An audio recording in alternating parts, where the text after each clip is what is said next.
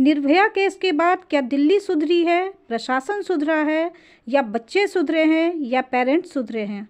कौन सुधरा है? कोई नहीं सुधरा। किसी ने भी कोई सबक नहीं ली। आगे बढ़ो लड़कियों और मारी जाओ।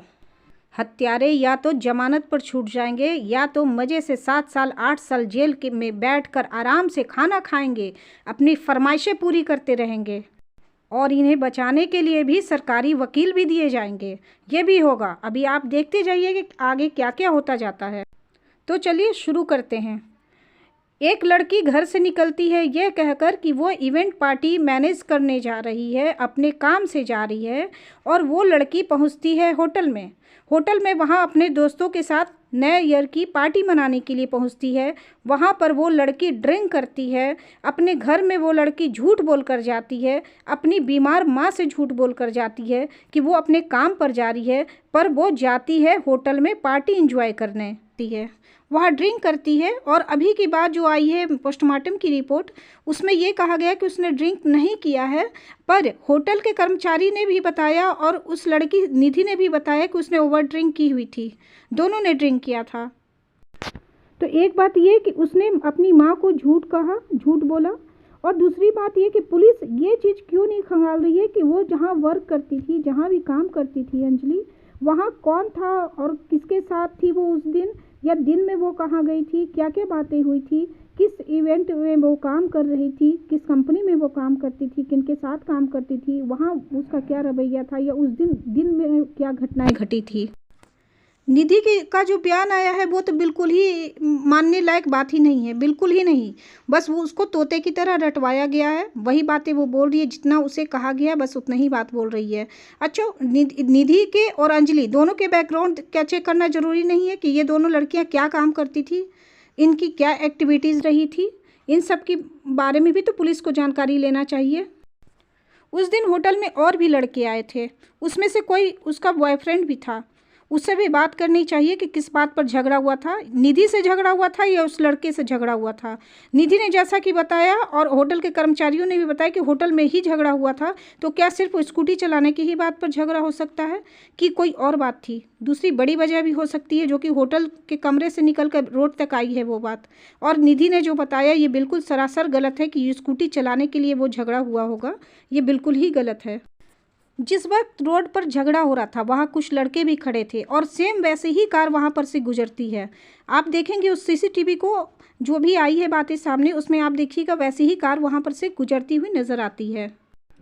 जब अंजलि को कार से घसीटा गया तब उसके सारे कपड़े कैसे निकल गए, ये बात भी समझ से बाहर की बातें हैं। और अगर कपड़े निकले तो वो कहाँ पर रहेंगे? रोड के ही किनारे रहेंगे ना, रोड पर ही रहेंगे। उसके बाद कि उसकी लाश जिस तरह से फंसी हुई है वो भी सोचने लायक बात है कि अगर पैर फंसेगा तो सिर पीछे की ओर होगा, ना कि आगे की ओर होगा। जब उसके शरीर पर कपड़े ही नहीं थे तो फिर मोबाइल कहाँ से उसका मिला? कैसे उसकी माँ को फ़ोन किया गया और माँ का नंबर कहाँ से मिला? ये बात सोचने लायक है। पुलिस को उसकी माँ का नंबर कैसे मिला? इसका मतलब क्या है कि उसके मोबाइल भी पुलिस को मिल गई। तो मोबाइल जब मिली तो मोबाइल कहाँ से मिली? जब कपड़े ही नहीं थे उसके शरीर पर तो मोबाइल कहाँ से मिला उन्हें? निधि कहती है कि कार ने उसे कुचला, उसके बाद उसके पैर फंस गए। तो जब कार कुचलेगा किसी को भी तो उसके ऊपर की बॉडी डैमेज होगी, ना कि नीचे की बॉडी डैमेज होगी। जब निधि ने कहा कि मेरा मोबाइल टूट गया था गिरकर, तो क्या पुलिस ने उसके मोबाइल की जांच की कि मोबाइल सही में टूटा है या क्या हुआ है? और उसके कितने जगह बातें हुई थी उस दिन, पूरे दिन में कहाँ कहाँ उसने बात किया था, क्या ये सब चीज़ चेक की गई है? स्कूटी में जब इतनी तेज़ टक्कर लगी तो स्कूटी खड़ी कैसे रह गई? वो गिरी क्यों नहीं स्कूटी? उस पर के बैठने वाले लोग गिर गए और घसटा गए और वो स्कूटी खड़ी रह गई, ये भी सोचने वाली बात है।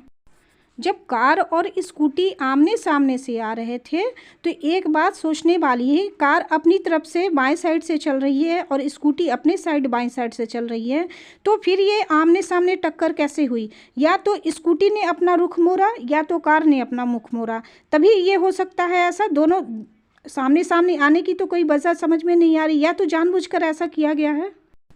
निधि कहती है कि कार में कोई म्यूज़िक नहीं बज रहा था और उसमें कुछ लड़के थे। फिर वो कहती है कि काला शीशा चढ़ा था और मुझे कुछ नहीं दिख रहा था उसमें। तो उसे कैसे पता कि उसके अंदर लड़के हैं या लड़का है या एक आदमी है या बहुत सारे लोग हैं? जबकि आरोपियों ने कहा कि बहुत लाउड म्यूजिक उसमें बज रहा था, जिसके कारण उन्हें पता नहीं चला कि उनके कार के नीचे कोई आ गया है, जो कि बिल्कुल ही बकवास बातें हैं, एकदम बिना सिर पैर की बात है। ये दोनों लड़कियां जब 7:30 बजे होटल जाती हैं, तब से लेकर 1 से 1:30 बजे के बीच क्या क्या हुआ, इसकी भी जानकारी पुलिस को लेनी चाहिए। इस बीच में वो उन्होंने किससे बातें की या किससे मिली हैं, ये सारी जानकारी भी पुलिस को लेनी चाहिए। या फिर 7:30 बजे से पहले ये लड़कियां कहाँ थी, क्या कर रही थी, पूरे दिन की इनकी क्या एक्टिविटी रही है, इसके बारे में भी पुलिस को जानकारी लेनी चाहिए।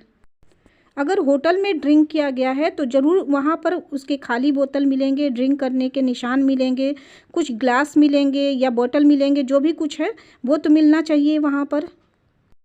सिर्फ स्कूटी चलाने की बात पर इतना बड़ा झगड़ा अंदर भी और बाहर भी, ये बात बिल्कुल समझ से बाहर है। क्या इसका ये मतलब नहीं निकाला जाए कि निधि किसी बात को मनवाने के लिए इस तरह के झगड़े कर रही हो? कोई ऐसी बात हो जो निधि कह रही हो, या फिर अंजलि कह रही हो निधि नहीं मान रही हो, या निधि कह रही हो अंजलि नहीं मान रही हो? कोई बड़ा गेम तो नहीं था इसके पीछे? ये भी हो सकता है कि बॉयफ्रेंड के बीच में ये निधि नाम की लड़की आई हो, अब ये सारी कहानी रच रही हो, अपने आप को बचाने के लिए अंजलि को बदनाम कर रही है कि उसने ड्रिंक किया और बॉयफ्रेंड से झगड़ा किया, बॉयफ्रेंड ने क्या कहा नहीं कहा, ये इस तरह की जो बातें कर रही है। मे बी कि ये लड़की उन दोनों के बीच आई हो। निधि ने जब ड्रिंक किया और दोनों ने ड्रिंक किया और अंजलि ने कुछ ज़्यादा ही किया, जैसा कि निधि बता रही है कि वो ओवर ड्रिंक कर लिया था उसने, तो उसने उसके घर वालों को फ़ोन क्यों नहीं किया? और दूसरी बात कि मोबाइल कैसे स्विच ऑफ हो गया? कहीं निधि ने ही तो मोबाइल स्विच ऑफ नहीं कर दिया था उसका? ऐसा भी हो सकता है कोई काम ये लोग करने वाले हों, कुछ ऐसी बात होगी जिसके कारण निधि ने ही उसके मोबाइल स्विच ऑफ कर दिए होंगे। इस मैटर में सबसे चौंकाने वाली बात यह है कि कार के अंदर अगर पैर फंसेगा तो उसकी पूरी बॉडी, क्योंकि वो कार जिस दिशा में जा रही है उसमें हवा का जो दबाव आएगा उसके कारण उसकी पूरी बॉडी बाहर की ओर रहेगी, तो ये सिर कैसे उसके अंदर फंस गई, ये मुझे समझ में नहीं आ रहा। बिल्कुल ही समझ में नहीं आने वाली बात है कि सिर भी फंसा हुआ है उसके अंदर और पैर भी फंसा हुआ है। इस पूरे मामले में बस निधि ही है जो इन बातों को क्लियर कर सकती है। इसे किसने लाया, कहाँ से ये लड़की आई है, ये जब 15 दिनों से ही जानती थी अंजलि को, और अंजलि ने ड्रिंक किया हुआ था तो उसने उसके घर वालों को क्यों नहीं बताया? एक्सीडेंट हुआ तब भी उसके घर वालों को नहीं बताया, ना ही उसने पुलिस को फ़ोन किया। तो ये सारी की सारी रहस्यमयी बनी हुई है। ये लड़की अंजलि ये है, निधि है, और यही सारी बातें बता सकती है। अगर इसे सख्ती से पूछताछ की जाए तो ये सारी बातें बता सकती है, लेकिन क्या पता कि पुलिस ने ही ऐसा कहा हो, जैसा उसने कहा है वैसे ही बात कर रही हो। एक बात और है कि जो मित्तल है जो पकड़े गए हैं वहाँ पर, जिसका घर बंद पड़ा है और वो घटना के आसपास का ही घर है, तो उसके घर को क्यों नहीं खंगाल रही है पुलिस? उसके घर में जाकर चेक क्यों नहीं किया जा रहा है कि वहाँ पर क्या क्या हुआ था उस दिन? जबकि उसके पड़ोसी बता रहे कि हाँ वो न्यू ईयर वाले दिन वहाँ पर आए थे, उस रात को वहाँ आए थे, तो फिर पुलिस वहाँ जाकर क्यों नहीं वहाँ चेकिंग कर रही है, देख रही है कि वहाँ क्या घटनाएं घटी थी? कहीं ये दोनों लड़कियाँ वहीं से तो नहीं निकली थी?